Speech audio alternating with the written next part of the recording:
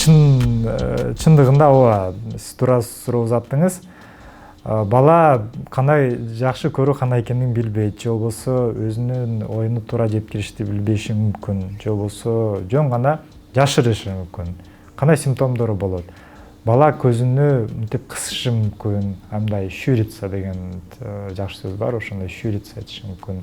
Же болбосо башын кыймылдатып, мисалы ошол эле сыналгыны көрүп атканда, же болбосо алысты карап атканда, мынтип башыны кандайдыр бир атайын абалга алып келиши мүмкүн. Же болбосо жөн гана алыстагы кишилерди тааныбашы мүмкүн. Же болбосо кадимки кыймыл аракет кылганда, же окуганда, же жазганда кыйналышы мүмкүн, жаза албашы мүмкүн. Же болбосо эми байкайсыңар, ойногондо ар кандай аябай майда деталдарды мындай ажырата албагандыкта ушулар симптомдору болуп эсептелинет.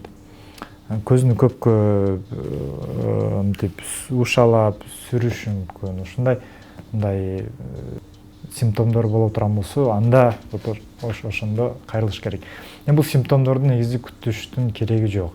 Негизи жаш балдар төрөлгөндө, андан кийин мектепке чейин бизде ошол осмотрдон өтөт.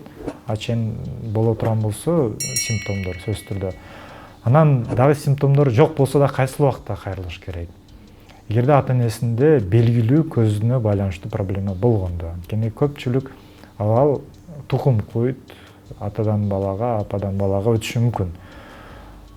Ошондуктан эгерде ата-энесинде же болбосо үй бүлөсүндө, чоң ата, чоң энелеринде көз жагынан, ушу кичинесинен же кийин кандайдыр бир абал болгон болсо, анда ошол симптомдорун күтпөй көрсөтүү керек. Анткени чындыгында тукум кууп ген жагынан өткөн болсо, анда аны эртерээк жойгонго аракет болуш керек.